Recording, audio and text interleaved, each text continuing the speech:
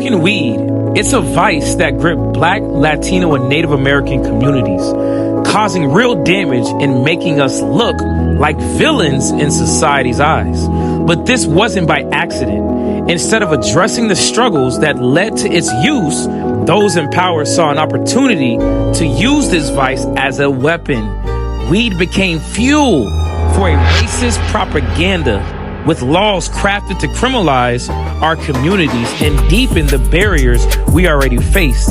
As the Bible warns in Daniel chapter 7 and verse 25, and he shall wear out the saints of the Most High. In this series, we will uncover how the war on drugs was never truly about safety. Figures like Nixon and his policy chief, John Ehrlichman, admitted that the aim was to disrupt communities of color. Weed was just the excuse they needed to justify breaking up families, tearing down businesses, and stripping away resources, leaving us trapped in cycles of injustice that continues today.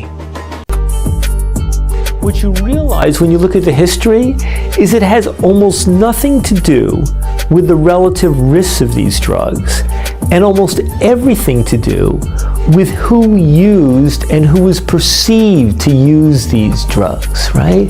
So it's just many of them knew that when you criminalize a vice that is engaged in by a huge minority of the population, and you leave it inevitably to the discretion of law enforcement as to how to enforce those laws are not typically going to be enforced against the whiter and wealthier and more affluent or middle-class members of society.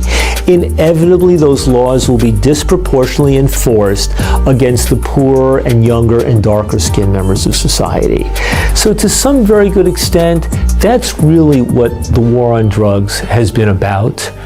A key part in understanding this is systematic oppression, this system set up against Black and brown communities, the coordinated and institutionalized discrimination within laws, policies, and social practices that unfairly target these groups.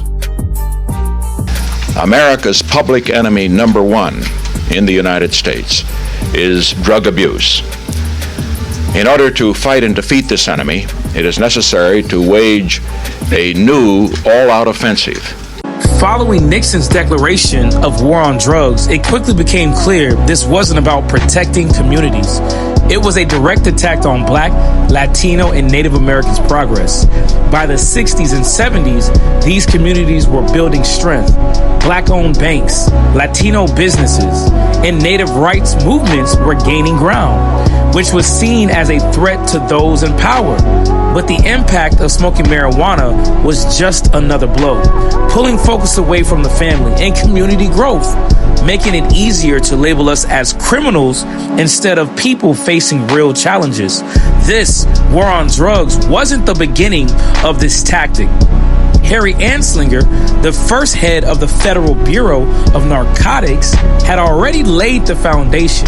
He used marijuana laws to create fear and spread racist propaganda, associating drug use with Black and Latino communities to justify harsher laws and surveillance.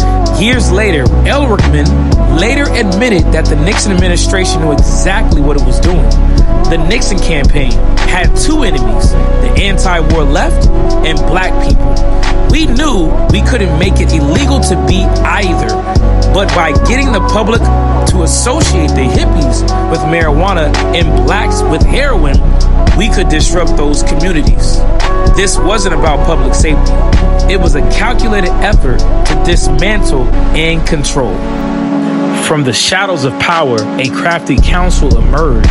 As Psalms 83 warned, they have taken crafty counsel against thy people.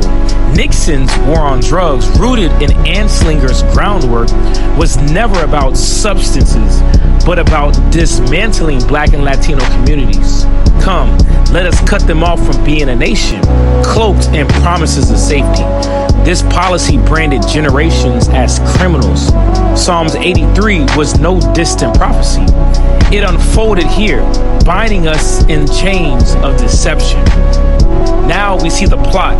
The misuse of marijuana has become a weapon, weakening our health, our unity, our future.